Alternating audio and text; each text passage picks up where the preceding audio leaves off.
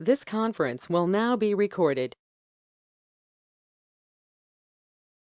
Hello friends, good morning Andy and welcome back and let's start. So ఈ రోజు session లో మనం కొత్త టాపిక్ స్టార్ట్ చేస్తామండి. నిన్నటితో మనం విపిసి గురించి మనం కంప్లీట్ చేసాం. సో ఈ రోజు సెషన్ లో టాపిక్ వచ్చి మనకి ఆబ్వియస్ గా AWS EC2 గురించి మనం డిస్కస్ చేస్తాం, విచ్ ఇస్ మనం ఆల్రెడీ చాలా వరకు మాట్లాడాం. అంటే మెయిన్ గా మెషిన్స్ క్రియేట్ చేయడం కానీ, వర్చువల్ మెషిన్స్ క్రియేట్ చేయడం కానీ, ఇవన్నీ కూడా మనం మాట్లాడాము. అయితే ఫర్దర్ గా దాంట్లో మీకు డీప్ డైవ్ చేసి ఈ రోజు సెషన్ లో మనం మాట్లాడాల్సింది టైప్స్ ఆఫ్ EC2 ఇన్స్టెన్సెస్ అని ఉంటాయన్నమాట. వాటి గురించి మాట్లాడాలి. దాంతో పాటు ఇన్స్టెన్స్ మెటా డేటా అంటాం. మీకు ఇన్స్టెన్స్ మెటా డేటా గురించి డిస్కస్ చేయాలి, ఏమేమి ఉంటుంది అని చెప్పి, ఎక్కడ యూజ్ అవుతుంది ఆ మెటా డేటా అనేది. దాంతో పాటు టైప్స్ ఆఫ్ EBS వాల్యూమ్స్ అని దాని గురించి మాట్లాడాలా మీకు. అండ్ EBS యూస్ కేసెస్ గురించి మాట్లాడాలి. సో ఓకే, ఇవి మాట్లాడదాం. ఆబ్వియస్ గా ఫస్ట్ వచ్చేసరికి what are the different types of EC2 instances అంటే, బేసిక్ గా మీరు వచ్చేసరికి 3 డిఫరెంట్ టైప్స్ ఉన్నాయండి. మనం EC2 ఇన్స్టెన్స్ డిప్లాయ్ చేసేటప్పుడు ఒకటి వచ్చి ఆన్ డిమాండ్ ఇన్స్టెన్సెస్ అంటాం మనం. మీరు చూస్తే ఆన్ డిమాండ్ ఇన్స్టెన్సెస్ అన్నమాట. అంటే రెగ్యులర్ గా మనం ఇక్కడికి వచ్చి క్రియేట్ చేస్తాం కదా, మీరు చూసినట్టు ఇక్కడికి వచ్చి లాంచ్ ఇన్స్టెన్స్ అని క్రియేట్ చేస్తాం కదా, ఇవి వచ్చి మీకు ఆన్ డిమాండ్ ఇన్స్టెన్స్ అని ఉంటాయి. సో నార్మల్ గా ఇలాంటి ఆన్ డిమాండ్ ఇన్స్టెన్సెస్ మీరు కిందకు వచ్చారు అనుకోండి, మీరు ఇక్కడికి వస్తే లైఫ్ సైకిల్ దగ్గర నార్మల్ అని ఉంటుందండి. మీకు లైఫ్ సైకిల్ దగ్గర నార్మల్ అని ఉంటుంది అన్నమాట. నార్మల్ అని ఉందంటే ఇది మీకు ఆన్ డిమాండ్ అన్నమాట. మీకు బిల్డ్ బేస్డ్ ఆన్ ఆ బిల్ అవర్లీ బేసిస్ అన్నమాట. బిల్డ్ అవర్ ఎవ్రీ అవర్కి వచ్చి కొన్ని మినిట్స్ లో కూడా ఉంటాయి, బట్ బిల్ అవర్లీలో మీకు బిల్లు పడుతూ ఉంటుంది అనమాట. ఆన్ డిమాండ్ ఎప్పుడు కావాలంటే అప్పుడు. అది కాకుండా there is something called as spot instances అంటారు మీకు. సో స్పాట్ ఇన్స్టెన్స్ అంటే ఇక్కడ మీకు దీని పేరు ఏంటి, లైఫ్ సైకిల్ దగ్గర స్పాట్ అని ఉంటుంది. స్పాట్ అంటే ఏంటంటే మీకు తక్కువ ధరలో మీకు ఇచ్చేస్తారనమాట. మీకు చాలా డిస్కౌంట్ ఉంటుంది. కాకపోతే ఏంటంటే ఒకవేళ ఆన్ డిమాండ్ కి రిక్వైర్మెంట్ పెరిగింది అనుకోండి, స్పాట్ ఇన్స్టెన్సెస్ ని ఏం చేస్తారంటే వాళ్ళు డిస్ట్రాయ్ చేస్తారు, స్టాప్ చేయడం కానీ టెర్మినేట్ కానీ చేస్తారు. ఇది రెగ్యులర్ గా వాడము. అది కాకుండా మీకు రిజర్వ్డ్ ఇన్స్టెన్స్ ఉంటాయి అనమాట. మీకు రిజర్వ్ ఇన్స్టెన్సెస్ అని చెప్పి మనం ఏం చేయొచ్చు, 1 year ఆర్ 3 year కి మనం పర్చేస్ చేయొచ్చు.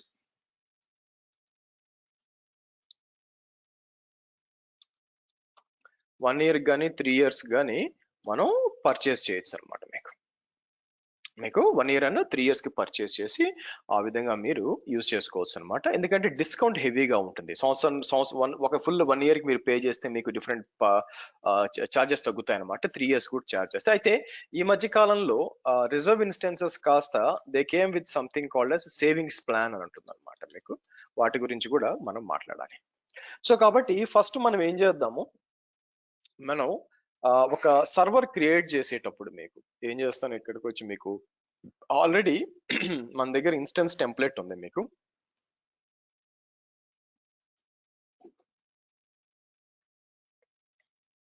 ఓకే, హోల్డ్ ఆన్, లాగిన్ చేద్దాం.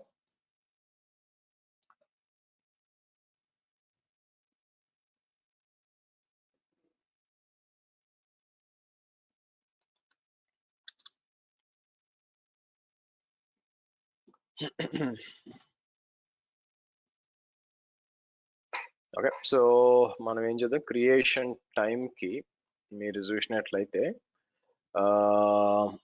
ఇక్కడికి వద్దాం, ఇదే కదా.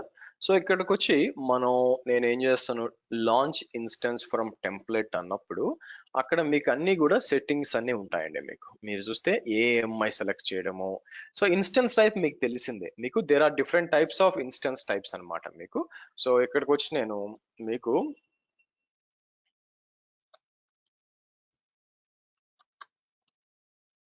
EC2 ఇన్స్టెన్స్ ఫ్యామిలీకి వచ్చారనుకోండి, there are different types of family అనమాట. మీకు memory optimized, CPU optimized, storage optimized, అంటే డిఫరెంట్ అప్లికేషన్స్ కి different type of EC2 instance మనం యూజ్ చేయొచ్చు యాక్చువల్ గా. సో అదన్నీ కూడా వీళ్ళు ఇక్కడ ఇచ్చుంటారు మీకు. సో ఏమైంది దీనికి, let me do one thing. So మీరు కిందకు వచ్చారు అనుకోండి, చూడండి మీకు డిఫరెంట్ ఆప్షన్స్ ఉంది. మీకు ఇక్కడ వచ్చేసి మీకు ఇన్స్టెన్స్ ఫ్యామిలీ అన్నమాట. మీకు సి, ఆ తర్వాత వచ్చి ఇన్స్టెన్స్ జనరేషన్, అంటే T2 మైక్రో 3 అనుకో నెంబర్ ఉంది అనుకోండి. నెంబర్ యొక్క ఇదేంటంటే లేటెస్ట్ అన్నమాట. ఏదైతే హైయెస్ట్ నెంబర్ ఉంటుందో సి నెంబర్ లేటెస్ట్ హార్డ్వేర్ లో ఉంటుంది అనమాట. సో ఇక్కడ డిఫరెంట్ ఇచ్చినాడు చూడండి. మీకు ఏ అంటే AMD, ఇంటెల్, జి అంటే గ్రావిటాన్ అని చెప్పి, సో ఇది గ్రావిటాన్ అన్నమాట మీకు. ఓకే, ఇలా డిఫరెంట్ ఉంటుంది అనమాట. అడిషనల్ కేపబిలిటీస్ ఇక్కడ ఇచ్చి ఉంటాడు చూడండి. మీకు క్వాల్కామ్, హై పర్ఫార్మెన్స్, ఇలాగ ఇన్స్టెంట్. సో మీకు ఐడియల్ గా అయితే ఈ ఉంటాయండి. మీకు general purpose, compute optimised, memory optimised, storage optimised, accelerated, ఇలా ఉంటాయి అనమాట. సో మోస్ట్లీ మీకు ఏంటంటే ఈ నాలుగిట్లో చూడొచ్చు మీరు చూస్తే ఇక్కడ. సో ఇక్కడ మీరు చూసారు అనుకోండి, M6A అంటే మీకు AMD, G అంటే గ్రావిటాను, I అంటే ఇంటెల్ బేస్డ్ ప్రాసెసర్స్. సో ఇక్కడ వచ్చి మీకు ఇది వచ్చే 6th జనరేషన్ లో లుక్స్ లైక్ వాళ్ళు T4G ఉంది, కానీ మీకు దాన్ని ఏమంటారు T3 మైక్రో ఇవన్నీ కూడా లేవండి. మీకు ఇక్కడ చాలా ఉన్నాయి చూడండి సైజెస్, మీరు అన్ని చూసినట్లయితే చూడండి. జనరల్ పర్పస్ లో ఇక్కడ చూడండి T2 మైక్రో ఇవన్నీ కూడా ఉంటాయి అన్నమాట మీకు. సో డిఫరెంట్ ఆప్షన్స్ ఉంటాయి మీకు. సో కాబట్టి అయితే ఏది యూజ్ చేయాలి అని చెప్పి ఈ ఇన్స్టెన్స్ ఫ్యామిలీలో అది మనకి ఆర్కిటెక్ట్ డిజైన్ చేస్తారు. ఇప్పుడు ఫర్ ఎగ్జాంపుల్ ఏదైనా డేటాబేస్ ఇన్స్టాల్ చేస్తున్నాం, డేటాబేస్ ఇన్స్టాల్ చేసేటప్పుడు దానికి మెమరీ అండ్ CPU కానీ స్టోరేజ్ కానీ ఎక్కువ ఉండాలి బై ద వే. సో కాబట్టి కంప్యూట్ ఆప్టిమైజ్, ఎందుకంటే కంప్యూట్ ఎక్కువ జరుగుతుంది కాబట్టి డేటాబేస్ లో మనం ఇది తీసుకోవాల్సి వస్తుంది, కంప్యూట్ ఆప్టిమైజ్ ఇది యూజ్ చేసుకోవాల్సి వస్తుంది. అట్లా కాదు SAP హ్యానా డిప్లాయ్ చేస్తాం అనుకోండి, ఇన్ మెమరీ డేటాబేస్, లేకపోతే రెడిస్ క్యాషే ఉంది, రెడిస్ క్యాషే డిప్లాయ్ చేయాలా, ఇలాంటి క్యాష్ బేస్డ్ అంటే మెమరీ బేస్డ్ అప్లికేషన్స్ ఏమైనా ఉన్నాయనుకోండి, దానికి మెమరీ ఆప్టిమైజ్డ్. అట్లా కాకుండా మీకు స్టోరేజ్ హెవీగా కావాలి బాగా అనుకున్నప్పుడు మీకు స్టోరేజ్ ఆప్టిమైజ్డ్. ఇలా డిఫరెంట్ ఫ్యామిలీస్ ఉన్నాయండి మీకు డిఫరెంట్ ఫ్యామిలీస్ అది వాడుకుంటాం అనమాట. సో కాబట్టి ఇక్కడ T2 మైక్రోనా లేకపోతే M4 లార్జా, M6 అని డిసైడ్ అవుతుంది. సరే, ఇక్కడ మీకు ఇవన్నీ తెలిసినాయి, ఇవేం పెద్దగా డిస్కస్ చేయాల్సిన పని లేదు. మీరు చూస్తే నా ఇంపార్టెంట్ వచ్చి ఇక్కడ మీకు వాల్యూమ్స్ వచ్చింది అనుకోండి, వాల్యూమ్స్ వచ్చి 8 GB ఉంది కదా, అడిషనల్ గా మీకు వాల్యూమ్స్ కావాలంటే యాడ్ చేయొచ్చు. ఇక్కడ యాడ్ వాల్యూమ్ అని చెప్పి కూడా అడిషనల్ గా యాడ్ చేయొచ్చు, తర్వాత మనం యాడ్ చేద్దాంలేండి. నా తర్వాత అన్నిటికంటే ముందు తర్వాత వచ్చి ఇక్కడ అడ్వాన్స్ డీటెయిల్స్ అని చూడండి మీకు. సో అడ్వాన్స్ డీటెయిల్స్ లో ఇక్కడ రోల్ సెలెక్ట్ చేసుకోవచ్చు, ఏ రోల్ మీరు వాడాలనుకుంటున్నారు అని చెప్పి ఇది సెలెక్ట్ చేయొచ్చు మీకు. తర్వాత అలా కిందకు వచ్చారనుకోండి, ఇక్కడ మోస్ట్లీ మీకు యూజ్ అయ్యేది వచ్చి డీటెయిల్ మానిటరింగ్ అని ఉంటుంది మీకు. మీరు చూస్తే డీటెయిల్ మానిటరింగ్, ఎందుకంటే బై డిఫాల్ట్ గా మీరు ఏదేమన్నా సర్వర్ క్రియేట్ చేశారనుకోండి, మీకు ఏదైనా సర్వర్ క్రియేట్ చేశారనుకోండి, ఆ సర్వర్ క్రియేట్ చేసినప్పుడు దాని CPU యూటిలైజేషన్ కానీ డిస్క్ యూటిలైజేషన్ ఇదంతా కూడా, అంటే IO యూటిలైజేషన్ అంతా కూడా మోస్ట్లీ CPU యూటిలైజేషన్ ఏం జరుగుద్ది అంటే ఎవ్రీ 5 minutes కి ఇస్తుంది. అదే మీరు క్లౌడ్ వాచ్ అలారం కానీ cloud watch monitoring, detail monitoring enable చేశారనుకోండి, ప్రతి 1 minute కి మీకు పర్ఫార్మెన్స్ ఇస్తుంది అనమాట, ఎలా ఉంది యూటిలైజేషన్ అని చెప్పి మీకు వస్తుంది మీకు. సో అలాగే కిందకు వచ్చి మీరు ఏం చేస్తారంటే, మీకు ఇవన్నీ పెద్ద అవసరం రాలేదండి. మీకు ఇక్కడికి వచ్చి ఇలా ఇవ్వచ్చు అనమాట మీకు. దీన్ని యూజర్ డేటా అంటామండి. మీకు యూజర్ డేటా అంటే ఏంటంటే, మీకు సర్వర్ అంతా క్రియేట్ అయిపోయినాక మీకు ఏం జరుగుతుంది, మీకు దీని పేరేంటి, మీకు సర్వర్ అంతా క్రియేట్ అయిపోయినాక మీకు ఇది రన్ అవుతుంది అనమాట. ఇది రన్ అయ్యి మీకు ఇది ఇస్తుంది యాక్చువల్ గా. మీకు లోపల ఏదైతే ఇప్పుడు ఇస్తే Nginx ఇస్తుంది, Nginx ఉంది కాబట్టి మీకు Nginx ఇన్స్టాల్ చేసి ఇదిగో ఈ సర్వీసెస్ అంతా రన్ చేసి స్టార్ట్ చేస్తుంది మనకి. అయితే దీన్ని డిప్లాయ్ చేసినప్పుడు ఇదేమవుతుందంటే it will be basically on demand instance అంటే మీకు ఆన్ డిమాండ్ ఇన్స్టెన్స్ అవుతుంది అనమాట. సో అయితే నేను ఏం చేస్తానంటే, లెట్స్ డిప్లాయ్ సంథింగ్ ఎల్స్. ఈ మిషన్ కాకుండా నేను బేసిక్ గా ఇన్స్టెన్స్ టైప్స్ కి వస్తానండి. మీకు ఇన్స్టెన్స్ టైప్స్ కి వచ్చినప్పుడు నా ప్లాన్ ఏంటంటే, ఇక్కడ మీకు ఇప్పుడు T2 లార్జ్ తీసుకున్నాం అనుకోండి, ఇది ఏం చెప్తుంది మీకు 2 CPU 8 GB మెమరీ అని చెప్పి. మీరు గమనించారా, స్టోరేజ్ కింద ఏం చూపించట్లేదు చూడండి, స్టోరేజ్ టైప్ ఏం చూపించట్లేదు చూడండి మీకు, అవునా? అట్లా నేను కొంచెం కిందకి వెళ్తూ ఉంటాను. కిందకి వెళ్ళినప్పుడు ఒక దగ్గర నేను ఏం చేశాను, మీకు C3 లార్జ్కి వచ్చాను. C3 లార్జ్కి వచ్చినప్పుడు ఇది ఏం చేస్తుందంటే, ఇక్కడ 2 CPU most probably architecture 3.5 GB RAM, storage 32 GB SSD అంటుంది చూసారా. ఏంటి 32 GB మీకు? అదే పైకి పోతే మిగతా వాటికి కూడా లేదనమాట.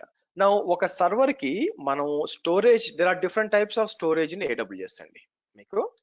So types of storage in AWS అంటే ఫస్ట్ వచ్చి నేను ఏం చేస్తానంటే ఎలాస్టిక్ బ్లాక్ స్టోర్ అంటాను. మనం మాట్లాడబోయేది ఇప్పుడు షార్ట్ ఫామ్ లో మీకు EBS అంటాం. ఇదేంటంటే black storage for EC2 servers అని ఉంటుంది అనమాట. బ్లాక్ స్టోరేజ్ అంటే ఇంత ముందు కూడా చేసాం. మనం ఏం చేస్తాం, దాన్ని అసైన్ చేసి ఫార్మేట్ చేసి ఫైల్ సిస్టమ్ చేసి అండ్ మౌంట్ చేస్తాం అనమాట మీకు. ఓకే, దాంతో పాటు there is one more called as instance store అని ఉంటుంది అనమాట మీకు. ఇన్స్టెన్స్ స్టోర్ అంటాం, IS అంటాం మీకు, instance store volume. So temporary volumes provided by AWS for limited or specific instance types అంటాను. కొన్ని ఇన్స్టెన్స్ టైప్స్ కి C3 లార్జ్ లాగా ఇన్స్టెన్స్ టైప్ కి ఏమవుద్దంటే మీకు వాళ్ళు డిఫాల్ట్ గా ఒక స్టోరేజ్ ఇస్తారనమాట. అయితే టెంపరరీ స్టోరేజ్ యాక్చువల్ గా. అది కాకుండా నెక్స్ట్ మీకు ఏముందంటే థర్డ్ వస్తాను. థర్డ్ కి వచ్చి మీకు ఎలాస్టిక్ ఫైల్ సిస్టమ్. ఇదేంటంటే షేర్డ్ ఫైల్ సిస్టమ్ యాక్చువల్ దీని పేరు NFS network file system for Linux. Fourth వచ్చేసరికి ఆబ్జెక్ట్ స్టోరేజ్ ఉంటుంది మీకు ఆబ్జెక్ట్ స్టోరేజ్ అంటే బేసిక్ గా సింపుల్ స్టోరేజ్ సర్వీస్ మీకు S3 అంటాం మనం. మీకు సింపుల్ స్టోరేజ్ సర్వీస్ S3 అంటాం మీకు. ఈ S3 ఏం చేస్తుందంటే object storage like you can put literally put like similar to Google drive అంటాను.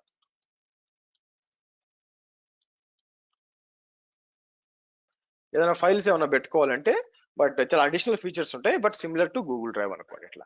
సో ఇలాగా డిఫరెంట్ టైప్స్ ఆఫ్ స్టోరేజ్ ఉంది. మీరు చూసినట్లయితే ఇంకా కావాలంటే మనం as part of this course మనం ఇంకా మాట్లాడబోయేదంటే FSX ఉంటుంది అనమాట మీకు, which is a shared file system which is SMB for Windows users. So కాబట్టి ఇలాంటి డిఫరెంట్ టైప్స్ ఆఫ్ స్టోరేజ్ అనేది ఉంటుందండి మనకి. అయితే బ్లాక్ గా అసైన్ అయ్యేది ఈ రెండు ఉంటాయి అనమాట. మీరు చూసారు అనుకోండి, elastic block store and storage గా ఇలా ఉంటుంది. సో నేను ఏం చేస్తాను, లెట్స్ డూ వన్ థింగ్. ఇక్కడికి వచ్చి మనం ఏం చేస్తామంటే లెట్స్ డిప్లాయ్ C3 లార్జ్ అండి. మీకు ఇన్స్టెన్స్ కి వస్తాను మీకు.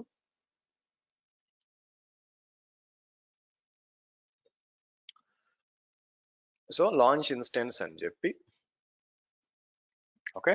సో ఇక్కడికి వచ్చి మనం ఏం చేస్తాం, మీరు చూసారు అనుకోండి MySQL DB సర్వర్ అన్నాం అనుకోండి.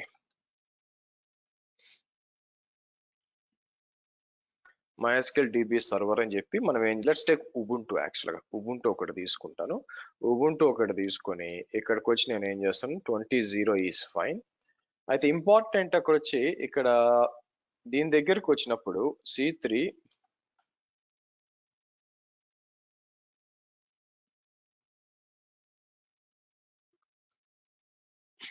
మనం ఏం చేద్దాం, సారీ ఇక్కడ ఇస్తున్నాను, సారీ ఇది కాదు, కిందకు వచ్చి ఇక్కడ C3 లార్జ్ అందాం మీకు. C3 లార్జ్ అని చెప్పి కిందకు వచ్చి మనం ఏం చేస్తాం, మనం ల్యాప్టాప్ కి ఇచ్చి ఎడిట్ అని చెప్పి మీకు కావాల్సిన దగ్గర ఫర్ ఎగ్జాంపుల్ AWS B55 అని చూడండి మీకు 55 అని ఇచ్చి మీరు చూస్తే పబ్లిక్ సబ్నెట్ 1 అని ఇద్దాం మీకు. పబ్లిక్ IP ఎనేబుల్ చేసి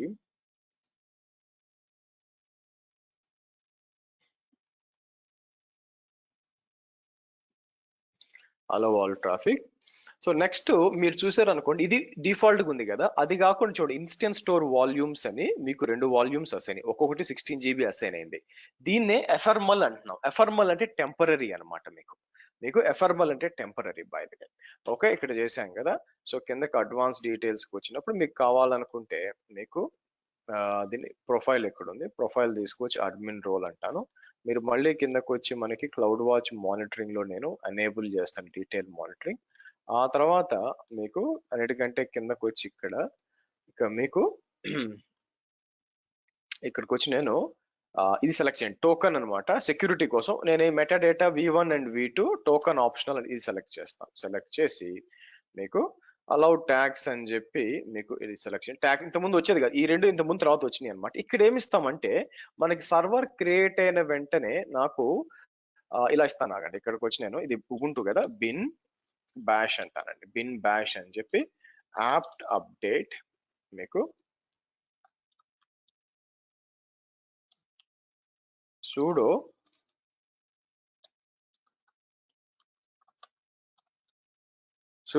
apt install మీకు apt install nginx అంటాం. మీకు మీరు చూసినట్లయితే ఇన్స్టాల్ చేసి so sudo service nginx start అంటాం. మీకు ఇలా ఇచ్చాం అనుకోండి, ఆబ్వియస్ గా మనకి మెషిన్ క్రియేట్ అయినప్పుడు ఇదంతా కూడా ఇవి కూడా రన్ అవ్వాలి. సో కాబట్టి నేను ఏం చేస్తాను, ఇక్కడికి వచ్చి లాంచ్ ఇన్స్టెన్స్ అంటానండి. మీకు ఇక్కడ ఏమంటుంది, ప్రాబ్లం ఏంటంటే the selected instance type not supported. Okay, ఈ జోన్ లో సపోర్ట్ చేయట్లేదండి ఇది. నేనేం చేస్తాను అయితే పబ్లిక్ సబ్నెట్ 2 ఇస్తాను. ఆగండి, 1B ఇస్తాను. ఇక్కడ 1B ఇచ్చి ట్రై చేద్దాం.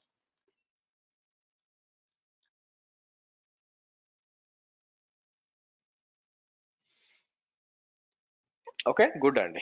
మీరు చూసినట్లయితే సర్వర్ అని క్రియేట్ అయిపోతుంది. సర్వర్ అంతా క్రియేట్ అయిపోయినాక కాసేపు ఆగి లోపలికి పోతాం. ఇది మీరు చూసినట్లయితే మీకు this is basically on demand instance అండి. మీకు ఏమని పిలవాలా, ఆన్ డిమాండ్ ఇన్స్టెన్స్ పిలవాలా. అంటే ఏంటి, ఇక్కడికి వచ్చి మీకు సెక్యూరిటీకి వచ్చి సార్ డీటెయిల్స్కి వచ్చి కిందకి వచ్చారు అనుకోండి, ఇక్కడ క్లియర్ కట్ గా మీకు లైఫ్ సైకిల్ నార్మల్ అని కనిపిస్తుంది మీకు, అవునా. సో అలాగే మనం ఏం చేయొచ్చు, స్పాట్ రిక్వెస్ట్లు అని ఉంటుంది అనమాట. ఈ స్పాట్ రిక్వెస్ట్లు అంటే ఏంటంటే చాలా చాలా తక్కువ ధరకి మీకు. సో ఇమాజిన్ మీకు ఏంటంటే నాకు ఒక 4 సర్వర్లు కావాలా, దాని లోపల నేను ఒక క్యూబర్నెటీస్ క్లస్టర్ ఒక దాన్ని ఇన్స్టాల్ చేద్దాం అనుకుంటున్నాను నేను. ఓకే, క్యూబర్నెటీస్ క్లస్టర్ అనేది ఇన్స్టాల్ చేయాలి బై ద వే. అలా ఇన్స్టాల్ చేయాలనుకున్నప్పుడు నాకు ప్రాక్టీస్ చేద్దాం అనుకుంటున్నాను మనకు. అటువంటప్పుడు కానీ పెద్ద సర్వర్స్ కావాలి అనుకున్నప్పుడు ఇక్కడికి వచ్చి నేను ఏం చేయొచ్చు అంటే ఫస్ట్ ప్రైజింగ్ హిస్టరీకి వచ్చాను అనుకోండి. నేనేం చేస్తానంటే ఇక్కడికి వచ్చి ఫర్ ఎగ్జాంపుల్ సేమ్ అదే మనం ఏం చేసాం, C3 లార్జ్ సెలెక్ట్ చేస్తే మీకు హిస్టరీకి వస్తే మీరు చూసారు అనుకోండి, ఆన్ డిమాండ్ వచ్చి మీరు చూస్తే ఎంత ఉంటుంది మీకు సేవింగ్. చూడండి ఇక్కడంతా కూడా మీకు ఆన్ డిమాండ్ తో పోల్చినప్పుడు మీకు సేవింగ్ చాలా వస్తుంది అనమాట. ఆన్ డిమాండ్ వచ్చి మీరు చూస్తే 0.0150. సో వేరేజ్ ఇక్కడ చూసారు అనుకోండి మీకు చాలా తక్కువ. అదే సింపుల్ గా చెప్తాను చూడండి, ఇక్కడికి వచ్చి T2 నేను ఏం చేస్తాను, T2 డాట్ లార్జ్ అని ఇచ్చాను అనుకోండి. మీకు T2 లార్జ్ తీసుకున్నప్పుడు లైనెక్స్ సర్వరు గంటకి ఎంత మీకు ఇక్కడికి వచ్చి క్యాలిక్యులేట్ చేసినప్పుడు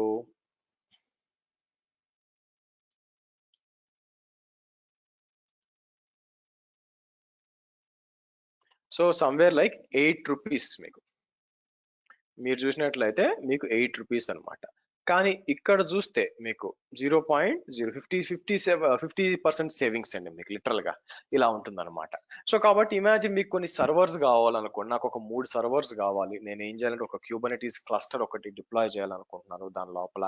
మరి అటువంటప్పుడు మీరు ఏం చేయొచ్చు, ఇక్కడికి వచ్చి మనం ఇది యూజ్ చేసుకోవచ్చు అనమాట. ఇలా చాలా మంది వాడతారు. ఫర్ ఎగ్జాంపుల్ మీకు ఇమాజిన్ గ్రాఫిక్స్ రెండరింగ్ చేయాలమ్మా. ఇదివే మీకు గ్రాఫిక్స్ రెండరింగ్ చేయాలంటే మీకు huge amount of RAM CPU కావాలా. అప్పుడు నేను ఏం చేయొచ్చు, మనకి అది వచ్చి మీకు 1 hour 2 hours రన్ చేయాలనుకోండి, మీకు ఇక్కడ నుంచి ఒక సర్వర్ తీసుకొని దాని మీద రన్ చేసేసుకోవచ్చు అనమాట మనం.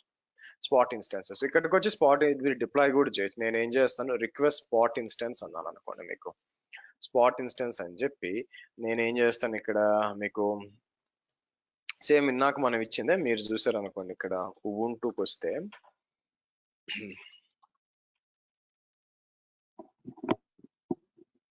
మీకు ఉబుంటు 20.04 ఇది సెలెక్ట్ చేస్తాను మీకు. ఓకే, సో ఇది తీసుకొని మీకు అడిషనల్ గా ఏమైనా ఇవ్వాలంటే ఇవ్వచ్చు అనమాట మీకు ఇక్కడ. సో కిందకు వచ్చి మనం ఏం చేయొచ్చు, ఇక్కడ సెలెక్ట్ చేసుకోవచ్చు మీకు ఎంత కెపాసిటీ కావాలా. నాకు ఒక 3 సర్వర్లు కావాలి అనుకోండి. మీకు ఇక్కడికి వచ్చి మీ డీటెయిల్స్ అన్ని ఇచ్చారనుకోండి, మీకు ఏమవుతుందంటే చాలా తక్కువ ధరకి మీకు డిప్లాయ్ అవుతుంది అనమాట మీకు.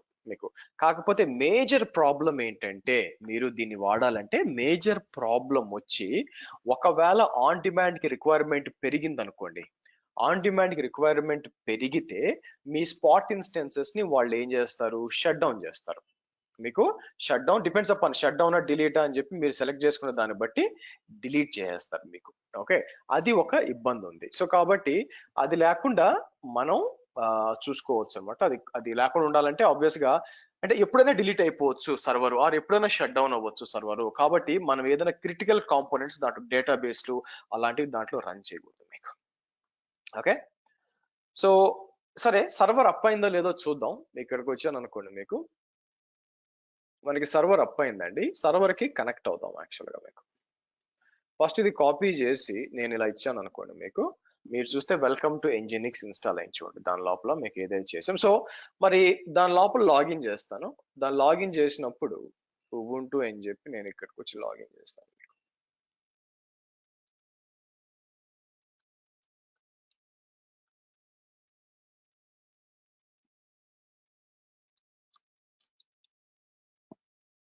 ఓకే, నౌ LSBLK అని టైప్ చేసినప్పుడు ఏమేమి ఉన్నాయి బ్లాక్స్ అని చెప్పి మీకు క్లియర్ గా ప్రింట్ అవుతాయి. దాంట్లో చూసారనుకోండి, మీకు ఇక్కడ చూస్తే మీకు XBDB అని మౌంట్ అని ఇక్కడ ఉంది. XVDC అని దేనికి మౌంట్ కూడా కాలేదన్నమాట. మీకు మీరు చూసినట్లయితే DB అండ్ DC ఇట్లే ఉంది మీకు. సరే, అంటే దేనికి మౌంట్ అయిందంటే దీనికి స్లాష్ మౌంట్ ఉంది. మనం కావాలనుకుంటే దీన్ని మనం ఫార్మేట్ కూడా చేయొచ్చు. యాక్చువల్గా ఫార్మేట్ చేసి మనం యూజ్ చేసుకోవచ్చు. నా ఇక్కడికి వచ్చి నేను ఏం చేస్తాను, మీకు BLK ID అని టైప్ చేస్తాను అనుకోండి, ఏమేమి ఉన్నాయి మీకు మీరు చూస్తే XVDC అని చెప్పి మీరు చూసారు అనుకోండి.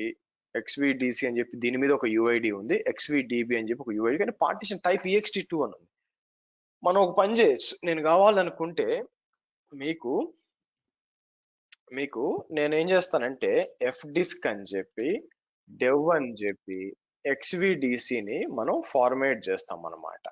ఇక్కడికి వచ్చి న్యూ ఫార్మ్ అని చెప్పి మనం ఏం చేస్తాం, ఇక్కడ ప్రైమరీ పార్టిషన్ అని చెప్పి 1 2 3 అని ఇచ్చి మీకు క్రియేట్ నేను ఏం చేస్తాను W అని ఇచ్చాం అనుకోండి, మీకు సేవ్ అవుతుంది. LSBLK అంటే మీరు చూసినట్లయితే దాని కింద ఒక పార్టిషన్ క్రియేట్ అయ్యి చూడండి. అలాగే మౌంట్ కూడా నేను ఏం చేస్తాను, యూ మౌంట్ అని చెప్పి మీరు తీసేసామనుకోండి, అలాగే మీకు LSBLK అన్నప్పుడు మౌంట్ తీసి ఇప్పుడు ఏం చేస్తామంటే మళ్ళీ దీన్ని కూడా fdisk అని చెప్పి dev అని చెప్పి XPDB1 అని చెప్పి దీన్ని కూడా ఫార్మాట్ చేస్తాం మనం. న్యూ ఇలా ఇవ్వండి.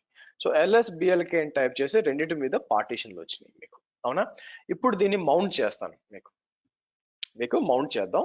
అలాగే నేను ఏం చేస్తానంటే ఎక్స్ట్రాగా ఒక 2GB వాల్యూమ్ కూడా అసైన్ చేస్తానండి. ఇక్కడికి వచ్చి మీకు వాల్యూమ్స్ రండి. గుర్తుపెట్టుకోండి, వాల్యూమ్స్ EBS వాల్యూమ్స్ అనేది ఎప్పుడు కూడా సర్వర్ ఎక్కడుందో అక్కడ అవ్వాలన్నమాట. ఫర్ ఎగ్జాంపుల్ రైట్కి వచ్చారని చూడండి, US1B లో ఉంది చూడండి. ఎందుకంటే సర్వర్ 1Bలో ఉంది కాబట్టి నేను క్రియేట్ వాల్యూమ్ అని చెప్పి మీకు GP దీనికి మళ్ళీ వస్తామండి. ఇక్కడికి వచ్చి ఒక 2GB తీసుకుంటానండి. 2GB తీసుకొని US ఈస్ట్ 1Bకి వచ్చి నేను ఏం చేస్తాను, కావాలంటే నేమ్ అని చెప్పి మీకు okay, so MySQL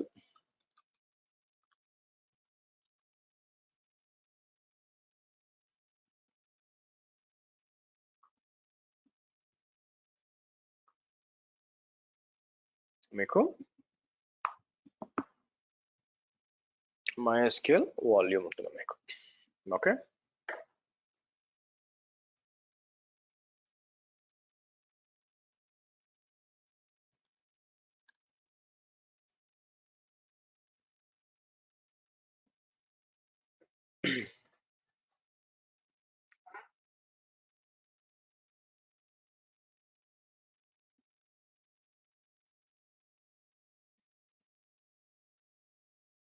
right. So next మనం ఏం చేస్తాం, దీన్ని ఇక్కడ LSBLK అని టైప్ చేసాం అనుకోండి.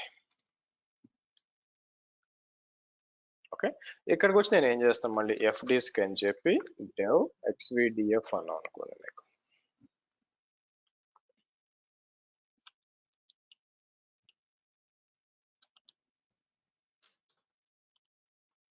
ఇలా వచ్చింది. నా అన్నిటి కూడా కానీ ఫైల్ సిస్టమ్ క్రియేట్ చేయాలి. ఎలాగా మీకు ఓకే, సో MKFS అని చెప్పి ext4 అని చెప్పి నేను ఏం చేస్తాను, dev xpdb దీని మీద ఒక ఫైల్ సిస్టమ్ మీకు. తర్వాత ఈస్ పర్మనెంట్లీ ఇన్ యూస్ ఎందుకు యూజ్ అంటే ఎవరు యూజ్ చేస్తున్నారు దీన్ని? XV DC1 అని ఇచ్చాము అనుకోండి మీకు. ఇది క్రియేట్ అవుతుంది మీకు. తర్వాత XVDF1 అని ఇచ్చాను అనుకోండి మీకు ఫైల్ సిస్టమ్.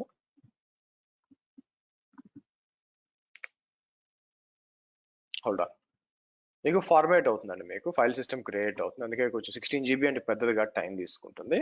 నా అలాగే 2 GB అయితే కొంచెం ఫాస్ట్ గానే అయిపోతుంది మీకు 2 GB ఫాస్ట్ అవుతుంది. So hold on.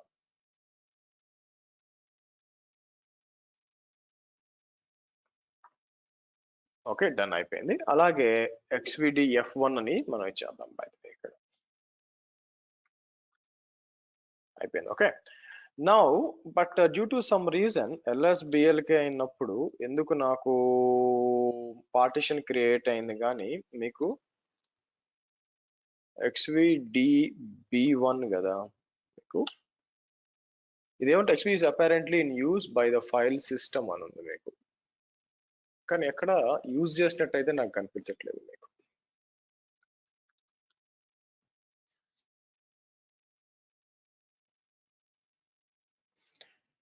సరే, నా మనం ఏం చేయొచ్చు అంటే మౌంట్ చేయొచ్చు యాక్చువల్గా మీకు. మౌంట్ చేసేటప్పుడు నేను ఏం చేస్తాను, BLK ID అంటాను మీకు. సారీ, BLK ID అన్నప్పుడు ఇక్కడ మీరు చూసినట్లయితే వీటిలో చాలా వచ్చినాయి మీకు.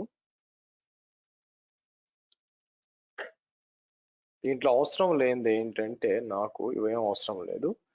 మనకు కావాల్సింది XPD1 పార్టిషన్ ఐడి ఎందుకో ఉందండి. నేను ఈ పార్టిషన్ మొత్తం రిమూవ్ చేయాలి, ఇది కూడా అవసరం లేదు. ఒక నిమిషం ఆగండి. LSBLK కదా, సో నేను ఏం చేస్తానంటే fdisk అని చెప్పి dev అని చెప్పి నేను ఏం చేస్తాను మీకు XVDB1 ఇస్తాను మీకు. హెల్ప్ వచ్చినప్పుడు నాకేమన్నా మీకు లిస్ట్ పార్టిషన్ కావాలనుకోండి L అని ఇస్తాను. మీరు చూస్తే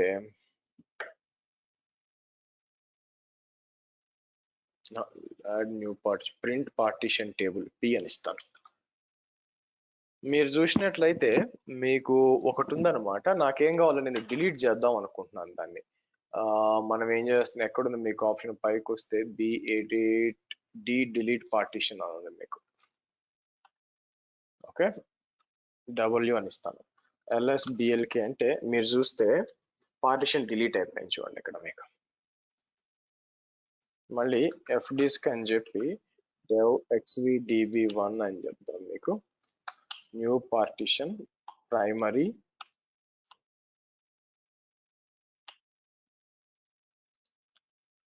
ఓకే. సో నెక్స్ట్ ఏం చేస్తాను మీకు MKFS అన్నప్పుడు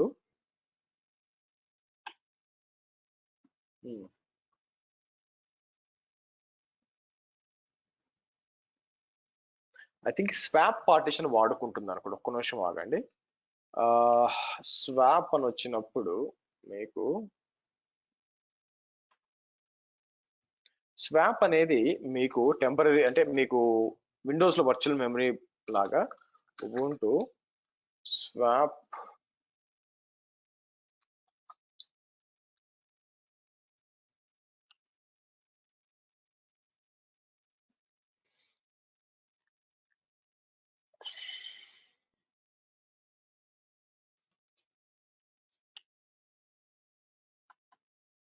లేదు మీకు.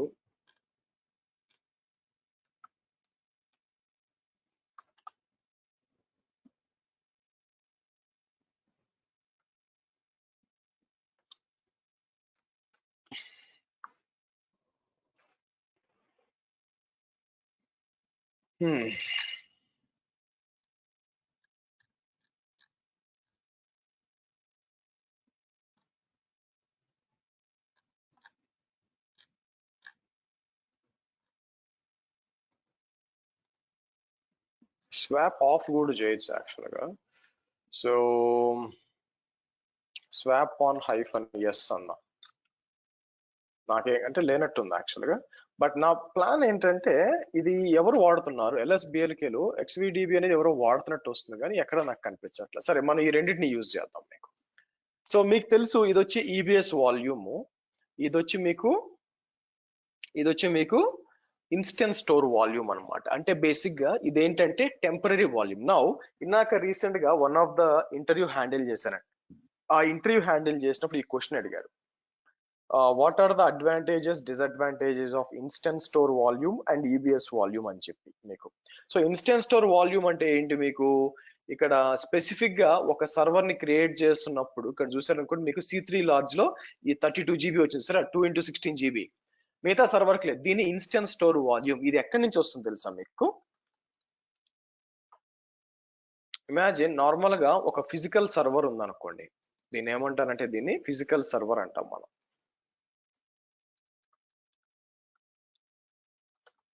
ఫిజికల్ సర్వర్ లో కూడా స్టోరేజ్ ఉంటుంది కదా. అంటే ఎలా ఉంటుందని చూడండి, HP DL380 Gen 10 అని నేను వచ్చి ఇమేజెస్ కి వచ్చాను అనుకోండి. మీకు ఇమేజెస్ కి వచ్చినప్పుడు లెట్స్ ఇక్కడికి వచ్చిన టూల్స్ సైజు ఒక లార్జ్ ఇమేజ్ తీసుకొని నేను ఏం చేస్తాను మీకు,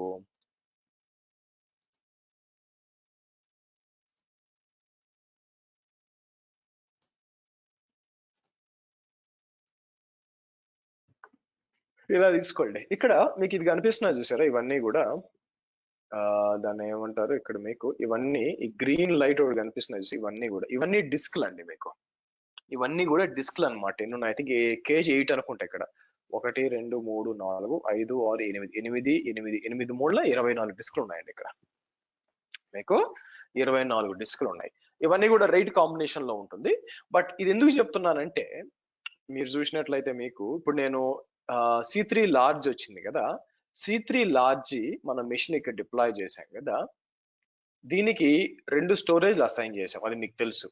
మీకు 2 స్టోరేజ్లు అనేది అసైన్ చేశాను. ఏమేమి అసైన్ చేశాను మీరు చూస్తే, ఒకటేంటండి మీకు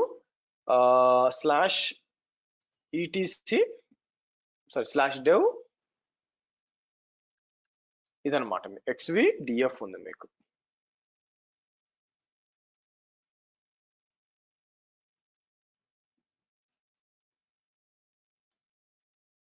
ఇంకోటి వచ్చి XVDC1 XVDC అని చూడండి.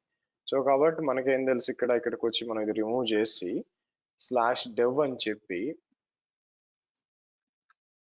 ఇలా ఇస్తాం. నా క్వశ్చన్ వచ్చి ఏది ఎక్కడి నుంచి వచ్చింది అంటే, మీకు కింద ఉన్న ఇన్స్టెంట్ స్టోర్ ఉంది కదా, నేను బ్రాకెట్ లో ఏమిస్తాను మీకు IS అంటాను మీకు బ్రాకెట్ లో. ఇక్కడ వచ్చి బ్రాకెట్ లో నేను ఏమిస్తాను మీకు EBS అందాం. మనకి EBS అంటాను మీకు. నా ఇన్స్టెంట్ స్టోర్ వాల్యూమ్ ఎక్కడి నుంచి వస్తుందంటే, మీకు ఏదైతే మీకు లోకల్ సర్వర్ ఉంది చూసారా, ఆ సర్వర్ లో ఆ లోకల్ స్టోరేజ్ నుంచి వస్తుంది అనమాట ఇక్కడ మీకు. సో ఇప్పుడు మనం ఈ సర్వర్ లో మీకు 2 EBS వాల్యూమ్స్ వచ్చినాయి. సారీ, ఈ 2 ఇన్స్టెంట్ స్టోర్ 16 GB వచ్చింది అనమాట. సో నేను ఏం చేస్తాను, ఇక్కడ 16 GB అనిచ్చి IS వాల్యూమ్స్ అనమాట మీకు. ఇది ఈ 2 D1 అండ్ C1 ఉంది, ఈ 2 వచ్చి దీనికి అసైన్ అయి ఉంటాయి మీకు.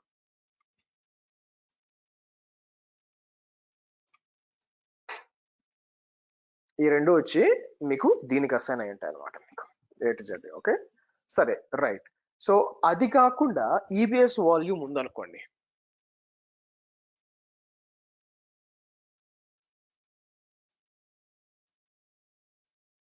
మీకు EBS స్టోరేజ్ ఉందనుకోండి, మీకు EBS స్టోరేజ్ ఉన్నప్పుడు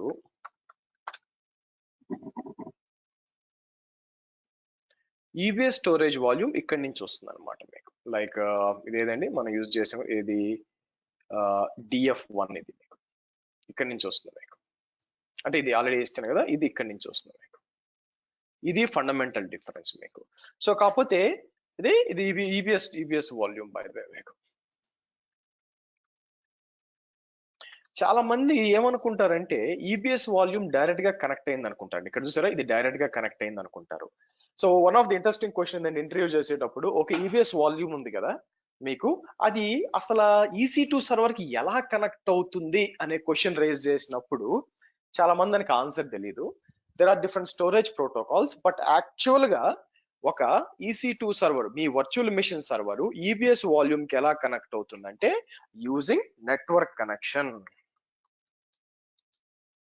నెట్వర్క్ మీద కనెక్షన్ అవుతుంది. సో ఇక్కడే మీకు కొన్నిసార్లు ప్రాబ్లం దారితీస్తుంది.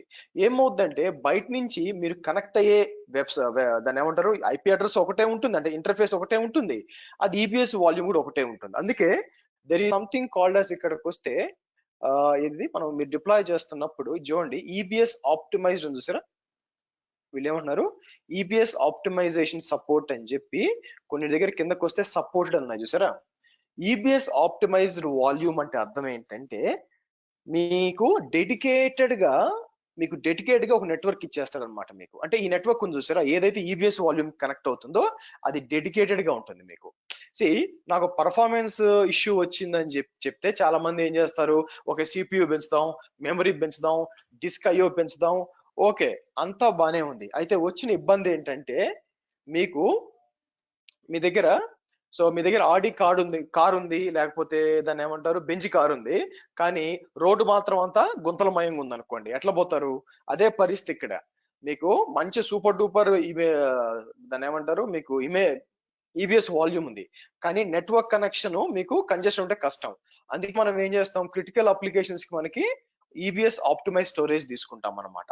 అంటే EBS ఆప్టిమైజ్డ్ అంటే ఏంటి, ఒక డెడికేటెడ్ నెట్వర్క్ ఉంటుంది అన్నమాట, దేనికి మీ స్టోరేజ్ కనెక్ట్ అవ్వడానికి మీకు. ఓకే సరే, ఇప్పుడు మనం చేయాల్సింది ఏంటంటే ఇప్పుడు మౌంట్ చేయాలి. యాక్చువల్ గా మీకు మౌంట్ చేయాలి. నేనేం చేస్తానంటే మీకు BLK ID అంటే తీసి పెట్టాం కదా, BLK ID నేను ఫస్ట్ ఏం చేస్తాను, MKDIR అని చెప్పి 2 GB వాల్యూమ్ అంటానండి. అలాగే BLK ID అంటే ఇప్పుడు నేనేం చేస్తానంటే nano ETC FS tab open చేసి కిందకు వచ్చి నేను ఏం చేస్తానంటే UUID ఎక్కడుంది మీకు, XVDF కదా, ఇది తీసుకొని ఇలా ఇస్తాను.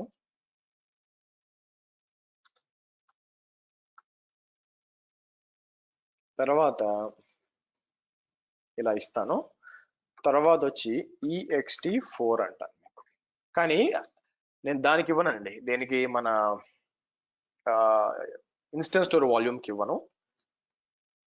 ఇలా ఇచ్చి మౌంట్ -A అంటే మౌంట్ అయిందని మీకు DB ఇచ్చాను. నేను ఇవ్వాల్సింది DC కదా, ఐమ్ సారీ అండి.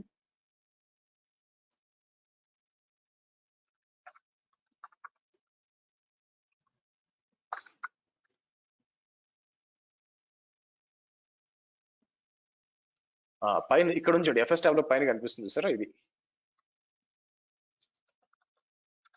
మీరు అన్మౌంట్ చేసిన చూడండి, ఇక్కడ మౌంట్ అయింది, అది ప్రాబ్లం మీకు. సరే పర్లేదు, ఇలా ఇవ్వచ్చు మీకు.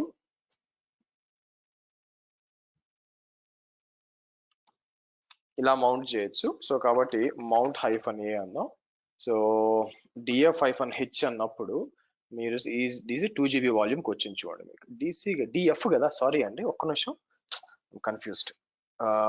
BLK ID అన్నప్పుడు మన 2 GB వాల్యూమ్ ఏది, F కదా, ఎక్కడుంది F ఏది, ఇది నాకు చేసింది కరెక్టే, నా తప్పు అయిపోయింది, ఆగండి.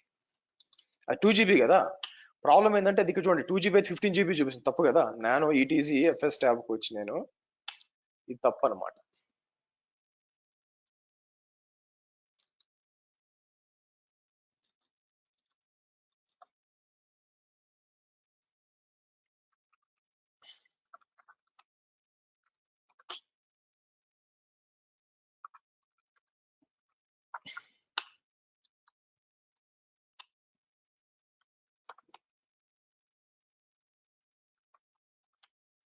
ఇప్పుడు 2 GB ఉంచుకోండి. అలాగే నేను ఏం చేస్తాను, MKDIR రూట్ కింద కావాలని నేను ఏం చేస్తానంటే పైకి వచ్చి ఈ పేరుతో ఒకటి క్రియేట్ చేస్తాను, XVDC1 అని చెప్పి ఒకటి క్రియేట్ చేద్దాం.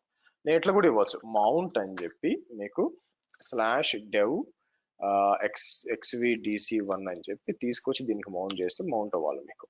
సో DF-H ఇద్దాం మీకు, 15 GB. నా కొన్ని ఫైల్స్ పెడదామండి. నేను ఏం చేస్తానంటే CD 2 GB వాల్యూమ్కి వచ్చి నేను ఏం చేస్తాను, దీంట్లో కొన్ని ఫైల్స్ పెడదాం. wget అని చెప్పి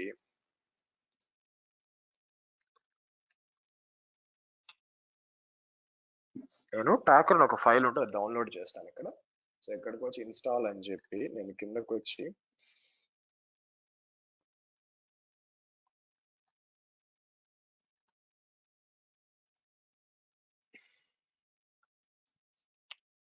ఇలా ఇద్దాం. ఓకే, సో నేను ఫర్ ఐ ఇన్ అని చెప్పి నేను ఏం చేస్తాను మీకు ఫర్ ఐ ఇన్ అని చెప్పి 1:1 ఒక 1:1 ఒక 10 ఫైల్స్ క్రియేట్ చేద్దాం అనుకుంటున్నాను. డూ సిపి మీకు సిపి ఇలా ఇచ్చి నేను ఇక్కడికి వచ్చి నేను ఏం చేస్తాను మీకు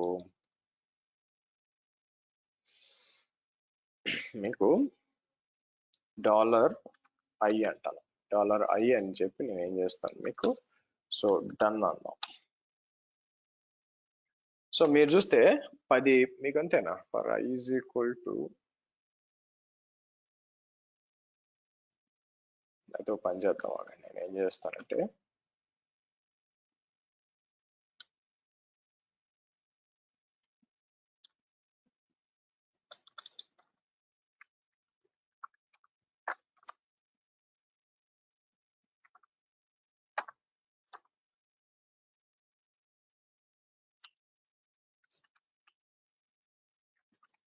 ఓకే 10 ఫైల్స్ నేనేం చేస్తాను సిపి మీకు ఆర్ star.zip అని చెప్పి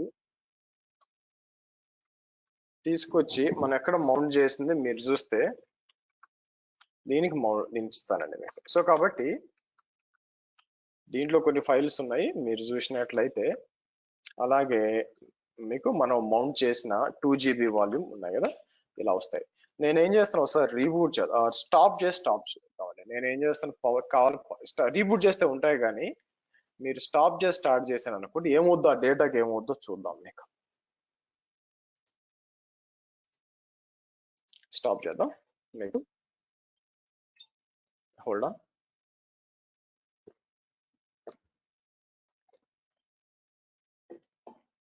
సో మనకి స్టాప్ అయిపోయినాక ఇది స్టాప్ అయిపోయినాక అని చూద్దాం. మీకు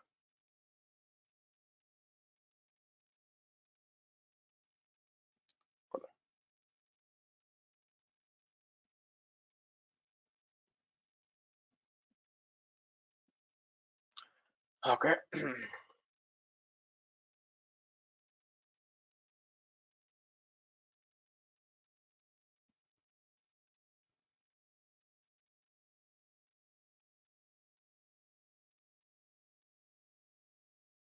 ఒక నిమిషం అండి.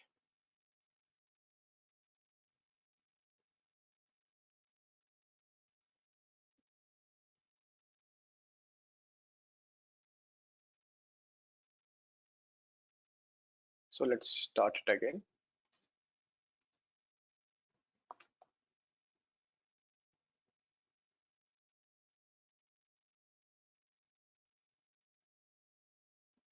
Hold on.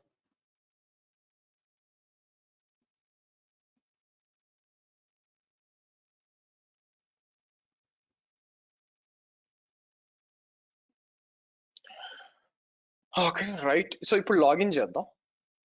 ప్రాబ్లం ఏంటంటే ఐపీ మారిపోయి ఉంటుంది కాబట్టి మనం స్టాప్ చేసినప్పుడు నేను క్లోజ్ చేసి మనం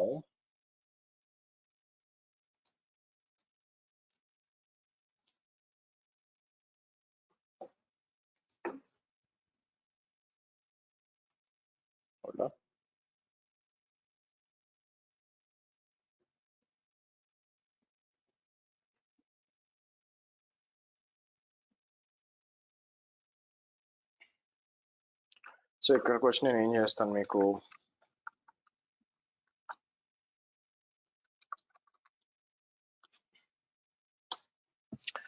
సరే ఇక్కడికి వచ్చి నేను ఫస్ట్ df-h అని ఇచ్చినప్పుడు మీరు చూస్తే 2 GB వాల్యూమ్ మౌంట్ అయింది కానీ అది మౌంట్ అవ్వలేదు చూడండి. That is expected. నేను ఇక్కడికి వచ్చి 2 GB వాల్యూమ్ చూస్తే డేటా అంతా ఉంది. బట్ ఓ పని చేస్తాను lsblk అని చెప్పి మీరు చూస్తే మౌంట్ అని చెప్పి డెవ్ దీనికి పార్టీషన్ లేదు చూసారా, పార్టీషన్ పోయించి చూడండి. మీకు పార్టీషన్ లేదు చూడండి. ఇదే నేను చెప్పింది అనమాట. ఇన్స్టెన్స్ స్టోర్ ప్రాబ్లం ఏంటంటే ఇన్స్టెన్స్ స్టోర్స్ తో వచ్చిన తలనొప్పి ఏంటంటే డిస్అడ్వాంటేజెస్ ఇన్స్టెంట్ స్టోర్ అన్నప్పుడు ఫస్ట్ వచ్చి it's temporary storage. Okay, second వచ్చి available for selected machine types. మూడు వచ్చి okay cannot increase or decrease the storage. Fourth వచ్చి cannot change instance type. So instance type కాదు, cannot change storage type like GPD different types కూడా ఇలాంటి certain disadvantages ఉంది. కాబట్టి మీరు బాగా గుర్తుపెట్టుకోవాలంటే ఇన్స్టెంట్ స్టోర్ వాల్యూమ్స్ అనేది సర్టెన్ మెషిన్స్ కి మాత్రమే ఉంటాయి. So like C3 large, X large. So కాబట్టి దాన్ని ఇగ్నోర్ చేసినా కూడా అవసరం లేదు మీకు. ఇంకోటి ఎందుకంటే బికాస్ అది టెంపరరీ స్టోరేజ్ అన్నమాట. సార్ మరి టెంపరరీ స్టోరేజ్ అంటే నేను ఎక్కడ వాడచ్చు? బేసిక్గా ఎక్కడ వాడచ్చు అంటే ఇమాజిన్ మీకు ఈబిఎస్ వాల్యూమ్స్ గురించి చెప్పాలి కదా. ఈబిఎస్ వాల్యూమ్స్ లో డీటెయిల్ రేపు చెప్తాను కాబట్టి ఎక్కడ ఇన్స్టెంట్ స్టోర్ వాల్యూమ్ వాడద్దో రేపు మాట్లాడదాం. ఓకే, సో ఇప్పటికి వచ్చేసరికి మీకు డేటా అయితే ఇక్కడ సేవ్ ఉంటుంది. మీకు అలాగే ఇన్స్టెంట్ స్టోర్ వాల్యూమ్ లో పెడితే డేటా అనేది పోతుంది అని మీకు చెప్తున్నారు. సో ఇన్స్టెంట్ వాల్యూమ్ లో డేటా పెట్టకూడదు, ఎందుకంటే సర్వర్ స్టాప్ చేసి స్టార్ట్ చేస్తే మీకు డేటా లాస్ అనే ఉంటుంది మీకు. Okay, sure. Yeah, so 1 minute.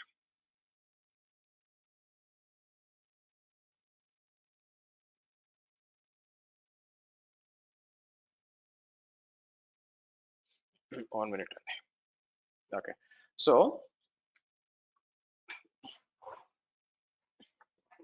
now ఇక్కడికి వచ్చినాక మీరు చూసినట్లయితే ఇక్కడికి వచ్చేసి మీకు నౌ నెక్స్ట్ మనం మాట్లాడాల్సింది వచ్చి మెటా డేటా అంటామండి. మీకు మెటా డేటా అంటే ఏంటంటే ప్రతి ఇన్స్టెన్స్ ఇన్ఫర్మేషన్ ఇక్కడ ఉంది చూసారా, మీకు ఇక్కడ కనిపిస్తుంది మీకు what is the instance ID, ఇవన్నీ కూడా మెటా డేటా కిందకు వస్తాయి. యాక్చువల్ గా ఈ ఇన్ఫర్మేషన్ మనం ఇక్కడ కూడా చేయొచ్చు. ఎలాగంటే కర్ల్ అని చెప్పి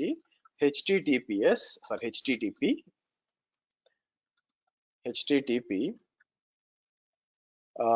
169.254.169.254 అన్నాం. ఓకే, ఇచ్చి లేటెస్ట్ ఆర్ సింపుల్ గా ఇచ్చి అదే చెప్తుంది. ఇక్కడ వచ్చా అనుకో ఏముంది లాస్ట్ లేటెస్ట్ అని చూసారా. నేను ఏం చేస్తాను, లేటెస్ట్ అని కింద చూస్తే యూజర్ డేటా అని ఉంది. మీకు యూజర్ డేటా కిందకు వచ్చినప్పుడు మీరు ఇచ్చారు. అదే నేను ఏం చేస్తాను, ఇక్కడ మెటా డేటా కింద వచ్చి యూజర్ డేటా వచ్చింది చూడండి, మీరు ఏమి ఇచ్చారు వచ్చింది. అది తీసేసి నేను మెటా డేటాని ఇచ్చినప్పుడు ఇలా వస్తుంది. మెటా డేటా కింద మొత్తం మీరు ఏఎంఐఐడి వాడారు ఈ ఇన్ఫర్మేషన్ తీసుకొస్తుంది. ఈ సర్వర్ యొక్క పబ్లిక్ ఐపీ ఏంటి చూసారా, పబ్లిక్ ఐపీ వస్తుంది. అలాగే ప్రైవేట్ ఐపీ ఏంటి,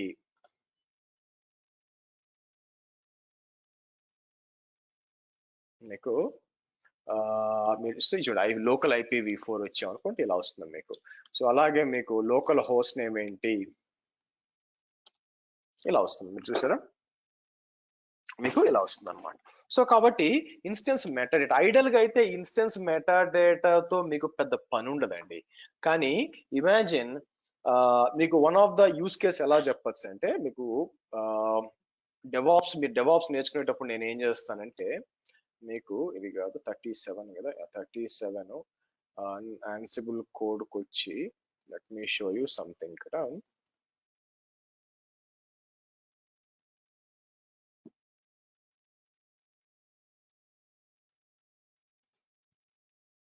ఓకే, ఇక్కడ డాకర్ స్వామ్ డిప్లాయ్మెంట్ అని ఉంటుందండి. అయితే దీంట్లో మీకు కిందకు వచ్చాను అనుకోండి, ఇంపార్టెంట్ థింగ్ ఏంటంటే మీకు ఇక్కడ చూసారా get docker master private IP అని చెప్పి ఇది చూసారా, కర్ల్ అని చెప్పి 169.254.169.255 లేటెస్ట్ మెటా డేటాలు వచ్చాయి. అంటే ఏం చేస్తున్నాం, లోకల్ గా ఐపీని తీసుకుంటున్నాం, తీసుకొచ్చి దాన్ని ఏం చేస్తామంటే ప్రైవేట్ ఐపీ స్టాండర్డ్ అవుట్పుట్ అంటాం. దీన్ని చాలా చోట్ల వాడతాను అనమాట. మీకు డాకర్ ఫామ్ ని కాన్ఫిగర్ చేయడానికి నేను ఏం చేస్తానంటే దీన్ని వాడతాను అనమాట. అక్కడ మీకు యూజ్ అవుతుంది ఇన్స్టెన్స్ మెటా డేటా. సో ఒక ఇన్స్టెన్స్ యొక్క ఇన్ఫర్మేషన్ మీకు ఇలా వస్తుంది. మీరు కావాలంటే దీన్ని డిజేబుల్ చేయొచ్చు. యాక్చువల్ రైట్ నో ఇట్లా వస్తుంది కదా, మనం డిజేబుల్ చేయడానికి అవకాశం ఉండాలా? ఇక్కడికి వద్దాం. స్టార్టింగ్ లో ఇవ్వచ్చు, బట్ ఇన్స్టెన్స్ సెట్టింగ్స్ కి వచ్చి ఓ పని చేస్తాను ఆగండి. ఇక్కడికి వచ్చి మీకు లేకపోతే ఇమే సెక్యూరిటీకి వచ్చాను అనుకోండి, modify role, networking, troubleshoot లో మెటా డేటా డిజేబుల్ చేయొచ్చేమో చూద్దాం మీకు. ఇన్స్టెన్స్ సెట్టింగ్స్ కి వచ్చాం అనుకోండి మీకు, yeah modify instance metadata options ఉంది కదా. ఇమాజిన్ నేను ఏం చేస్తాను, కావాలనుకుంటే అంటే సెక్యూరిటీ పర్పస్ కో వద్దు, మనకి మన సిస్టమ్ యొక్క ఇన్ఫర్మేషన్ ఎవరికి తెలియకూడదు అనుకున్నాం అనుకోండి, ఆ చెక్ మార్క్ తీసేయండి. అదే మీకు ఆ చెక్ మార్క్ తీసేసి ఇన్స్టెన్స్ మెటా డేటా డిజేబుల్ చేద్దాం. మీరు మళ్ళీ అప్లై చేద్దాం. ఈసారి మీకు ఏం రావట్లేదు చూడండి. మీరు చూసారా, ఇక్కడికి వచ్చి నేను 169.254 అని చెప్పి ఇలా ఇచ్చినప్పుడు మీకు ఏం రావట్లేదు చూడండి. సో ఇన్స్టెన్స్ మెటా డేటాని కూడా మనం ఏం చేయొచ్చు అంటే మీకు డిజేబుల్ చేయొచ్చు అనమాట. మీకు డిజేబుల్ చేసి మీరు యూస్ చేసుకోవచ్చు యాక్చువల్గా. మీకు అంటే వద్దు, సెక్యూర్ ఇన్ఫర్మేషన్ చేయకూడదు అనుకుంటే మీరు బ్రహ్మాండంగా చేసుకోవచ్చు అండి. ఓకే, సో కాబట్టి ఇక్కడ మీరు చూసినట్లయితే ఆబ్వియస్ గా ఇంతకు ముందు ఏమయ్యేదంటే, మీరు ప్రతి సర్వర్ కి పబ్లిక్ ఐపీ వస్తుంది చూసారా, ఇది సిస్టమ్ తో పాటు వస్తుంది, కానీ మీరు స్టాప్ చేస్తే ఇది మారిపోద్ది అనమాట. మీకు ఆల్రెడీ చెప్పాను, ఇది మారిపోకుండా ఉండాలంటే ఎలాస్టిక్ ఐపీ. ఇంతకు ముందు ఇది ఫ్రీగా ఉండేది, అయితే రీసెంట్ గా వాళ్ళు ఏం చేశారంటే దీనికి కూడా కొంత ఛార్జ్ యాడ్ చేశారు. మీకు పబ్లిక్ ఐపీ ఇచ్చినందుకు కూడా ఇంతకు ముందు ఉండేది కాదు. ఇన్స్టెన్స్ యొక్క దాంట్లోనే మీకు కవర్ అయిపోయేది యాక్చువల్ గా. మీకు ఇన్స్టెన్స్ దాంట్లోనే కవర్ అయిపోయేది.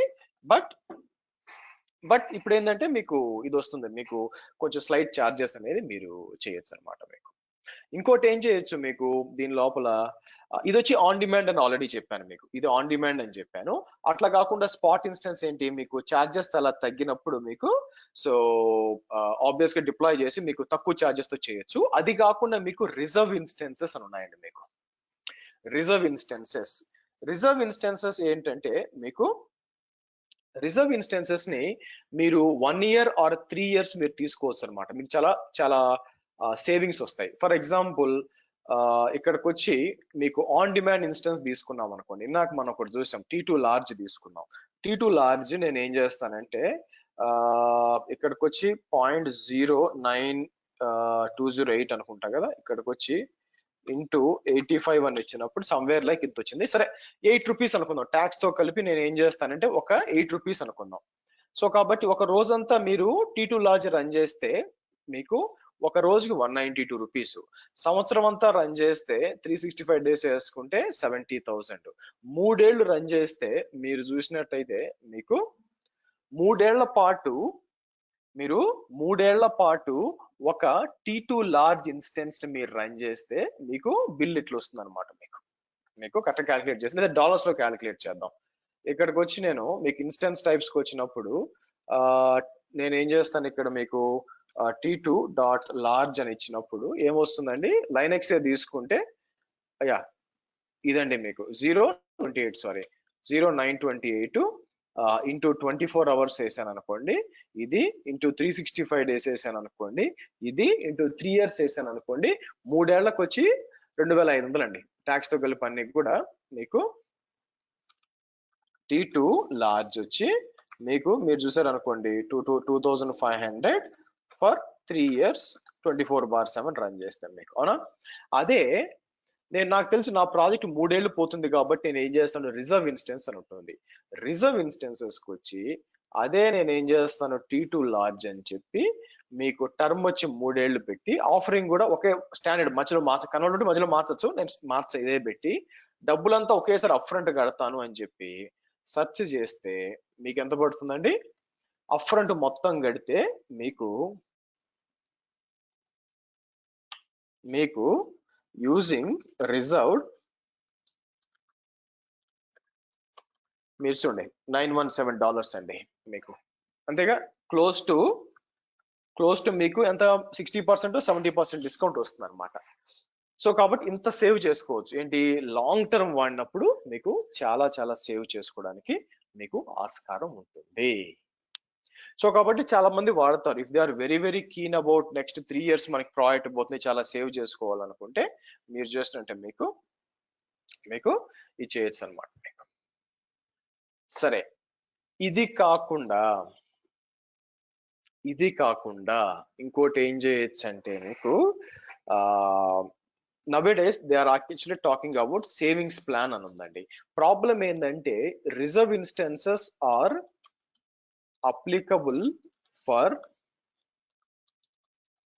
EC2 only and dependent on region and availability zone. ఎందుకంటే అవైలబిలిటీ జోన్కి మీకు మారిపోతూ ఉంటాయి. మీకు ఏది కాస్ట్ అనేది ఆబ్వియస్ గా అది రీజియన్ కూడా మారిపోతూ ఉంటాయి అన్నమాట. మీకు అదొక ఇబ్బంది ఉంది. సో కాబట్టి ఏదైతే డిస్కౌంట్ ఇప్పుడు నేను మెన్షన్ చేశానో అది US:1 లో US-1. నేను అదే US:2 కి పోతే పెరగచ్చు తగ్గచ్చు, వీ డోంట్ నో, బట్ ఖచ్చితంగా మీకు చేంజ్ ఉంటుంది అనమాట. సో వేరే సేవింగ్స్ ప్లాన్ అని వాళ్ళు కొత్తగా తీసుకొచ్చారు. యాక్చువల్ గా మీరు ఇక్కడికి వచ్చే సేవింగ్స్ ప్లాన్ అని ఉంటుంది అనమాట. సేవింగ్స్ ప్లాన్ ఏంటంటే మీరు చూడండి, EC2 instance usage regardless of instance family size ఇదంతా ఉండదు అనమాట. మీకు ఫార్గేట్ యూసేజ్ అంటే వేరే వాటిలో కూడా EC2 ఫార్గేట్ లాంబ్డా వీటన్నిటికీ అప్లికబుల్ అవుతుంది. ఇదేంటంటే ఏ రీజన్ అయినా కూడా మీరు కమిట్మెంట్ ఇస్తారు. నేను 3 ఏళ్లకు డబ్బులు పే చేయకుండా మీరు ఏం చేస్తారు, నేను ఎవ్రీ అవర్ నాకు ఇంత అవుతుంది, నేను ఒక $100 ఎవ్రీ అవర్ నేను స్పెండ్ చేస్తాననే కమిట్మెంట్ ఇస్తారనమాట మీకు. ఆర్ ఎవ్రీ $10 per hour ఇస్తారు. సో ఇచ్చినప్పుడు ఏమవుతుందంటే వాళ్ళు మీకు డిస్కౌంట్ ఇస్తారన్నమాట మీకు. సో ఈ మధ్య చాలా మంది సేవింగ్స్ ప్లాన్ తీసుకుంటున్నారు. ఇక్కడికి వచ్చి మనం ఏం చేయొచ్చు, సేవింగ్స్ ప్లాన్ తీసుకోవచ్చు అనమాట. మీకు తీసుకొని ఇక్కడ పర్చేస్ సేవింగ్స్ ప్లాన్ అన్నాం అనుకోండి, ఇక్కడికి వస్తుంది. అంటే మీరు కమిట్మెంట్ ఇస్తారనమాట, ఎవ్రీ అవర్ నేను ఇంత యూజ్ చేస్తానని చెప్పి బేస్డ్ అపాన్ దట్ వాళ్ళు మీకు డిస్కౌంట్ ఇస్తారు. ఇంకోటి ఏంటంటే ఇదేం డిపెండెన్సీ లేదనమాట. ఓకే నేను పలానా రీజన్ లో మాత్రమే సర్వర్ డిప్లాయ్ చేయాలి అని ఓన్లీ EC2 కాదు, మీకు multiple even SageMaker which is machine learning కూడా అప్లికబుల్ అవుతుంది. సో కాబట్టి అంటే మీరు కేవలం ఒక స్పెసిఫిక్ రీజియన్ లోనే, అది కూడా ఒక అవైలబిలిటీ జోన్ లోనే మీకు విపరీతంగా వాడుతున్నాము అని అనుకుంటే మీరు హాయిగా రిజర్వ్ ఇన్స్టెన్సెస్ వాడుకోవచ్చు. నాకు దాని మీద డిపెండెన్సీ లేకుండా మీరు కావాలనుకుంటే సేవింగ్స్ ప్లాన్ వాడొచ్చు అండి. మీకు సేవింగ్స్ ప్లాన్ యూజ్ చేసుకొని చేయొచ్చు. ఓకే,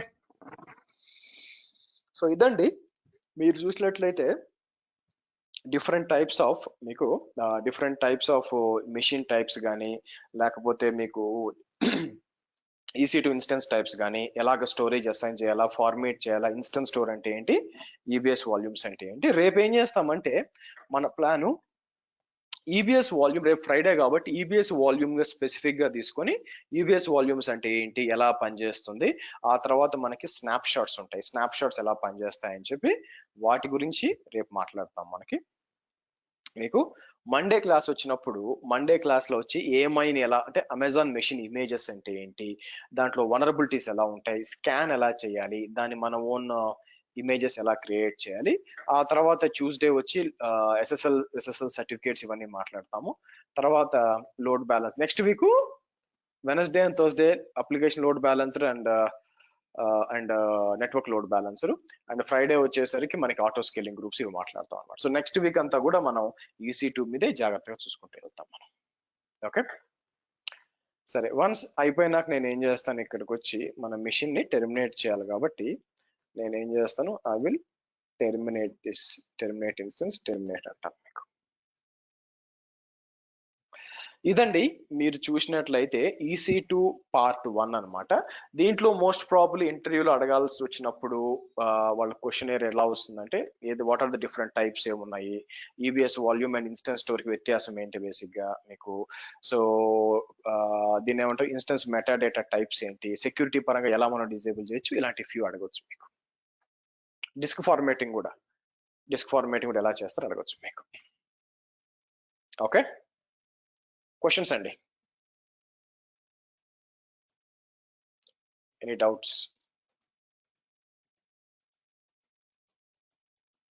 కాన్సెప్ట్ క్లియర్ అందరికి అర్థమైంది కదా?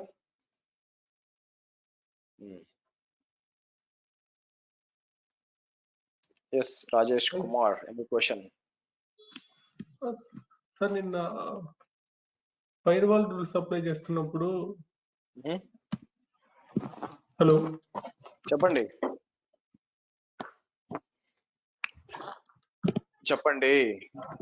Hello sir, I'm able to audible?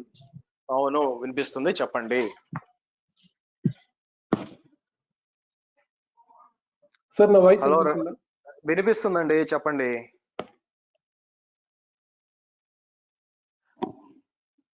Okay, questions guys. IOPS అంటే ఏంటండి? IOPS అండ్ రేపు థ్రూపుట్. చెప్తాను, but input output per second అన్నమాట మీకు. Okay. ఈ రెండు ఏంటంటే మీకు ఇన్పుట్ అవుట్పుట్ సెకండ్ అంటే మీకు ఒక సర్టైన్ ఒక సెకండ్ కి అంటే డిస్క్ యొక్క పర్ఫార్మెన్స్ ఎలా క్యాలిక్యులేట్ చేస్తాము. ఇప్పుడు మీరు బైక్ తీసుకున్నారు, ఒక ట్రైన్ ఉంది, ట్రైన్ పర్ఫార్మెన్స్ ఎలాగా, ఆ ఇంజన్ యొక్క స్పీడు, హార్స్ పవర్ కదా, అలాగే డిస్క్ కూడా దాని పర్ఫార్మెన్స్ ఎలా క్యాలిక్యులేట్ చేస్తామంటే మీకు ఇన్పుట్ అవుట్పుట్ పర్ సెకండ్ ఉంటుంది అనమాట. ఒక సెకండ్ కి అది ఎంత ఇన్పుట్, అది ఎంత ఎక్కువ ఉంటే అంత వస్తుంది. మామూలుగా మీకు 2 టైప్స్ ఆఫ్ డిస్క్స్ ఉంటాయి, SSD డిస్క్స్ అండ్ HDD. రేపు చెప్తాను అది. సో SSD డిస్క్ మీకు ఎక్కువ పర్ఫార్మెన్స్ ఉంటుంది. అలాగే త్రూపుట్ అనేది మీకు ఎలా చెప్పచ్చు అంటే ఎంత డేటా ట్రాన్స్ఫర్ అవుతుంది అని చెప్పి, మీకు IOPS వచ్చి ఎంత రైట్ చేస్తుంది, త్రూపుట్ వచ్చి ఎంత డేటా ట్రాన్స్ఫర్ చేయగలదు అంటే ఎంత స్పీడ్ గా 125 MBPS 150 MBPS అని చెప్పి, అది త్రూపుట్ కింద వస్తుంది. సింపుల్ గా చెప్పాలంటే ఆ రెండు ఎక్కువ ఉంటే మీ పర్ఫార్మెన్స్ ఎక్కువ అని అర్థం అంతే. ఓకే, రేపు వాల్యూమ్స్ డిస్కస్ చేస్తాం కదా, అప్పుడు చూపిస్తాను మీకు ఎట్లుంటుందని. Sure sure. Questions guys. Hi sir. చెప్పండి రాజేష్ కుమార్. సార్ నిన్న ఫైర్ వాల్ రూల్లో మీ ల్యాప్టాప్ ఐపీకి టీసీపీ రూల్ ఎనేబుల్ చేశారు కదా, సో అది దేనికోసం సార్? దానికి ప్రైవేట్ సబ్నెట్ లో విండోస్ సర్వర్ కి సైట్స్ బ్లాక్ చేయడానికి మరి సంబంధం? RDP తీసుకోవాలి కదా. నేను నా ల్యాప్టాప్ నుంచి వదిలినప్పుడు TCP 3389 పోర్ట్ ఓపెన్ చేశాను, అవునా? అవును సార్. సో 3389 ఏం port? RDP port Windows. RDP port నా లోకల్ ల్యాప్టాప్ నుంచి కనెక్ట్ అవ్వడం వదిలేను అంతే. అది కనెక్ట్ కాలేను కదా, నేను కనెక్ట్ కాలేదు మీకు ఎలా చూపించాలా, వెబ్సైట్ బ్లాక్ అవుతున్నాయని చెప్పి. అందుకని నా వెబ్సైట్ అంటే నా సర్వర్ నుంచి నేను నా IP నుంచి అలౌ చేశాను నేను. Okay sir, fine. User data edit చేయొచ్చా సార్ మనం ఆ సర్వర్ లోపల ఉన్నది? యా చేయొచ్చు, కాకపోతే ఏంటంటే మళ్ళీ రీబూట్ చేయాలి, స్టాప్ చేసి ఎడిట్ చేసి మళ్ళీ రీబూట్ చేయాల్సి వస్తుంది సర్వర్ మీకు, అందుకని. Okay sir.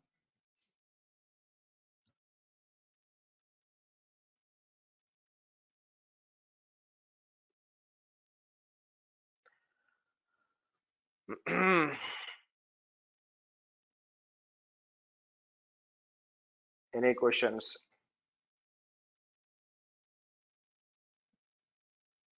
ఇన్స్టెన్స్ స్టోర్ అనేది టెంపరీగా వాడుకోవాలి సార్, అది క్రాష్ అయిపోతున్నారు. మీకు రేపు చెప్తాను ఎందుకో, దాని ప్రాక్టికల్ యూస్ కేసు రేపు చూపిస్తాను. బట్ సింపుల్ గా అంటే ఇన్స్టెన్స్ స్టోర్ అనేది అది స్టాప్ చేసి స్టార్ట్ చేస్తే డేటా పోతుంది, మీకు రీబూట్ చేసి ఉంటుందండి మీకు. Okay sir.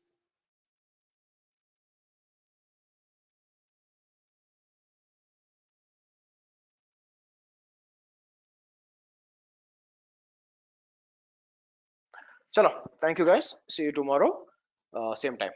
Bye for now.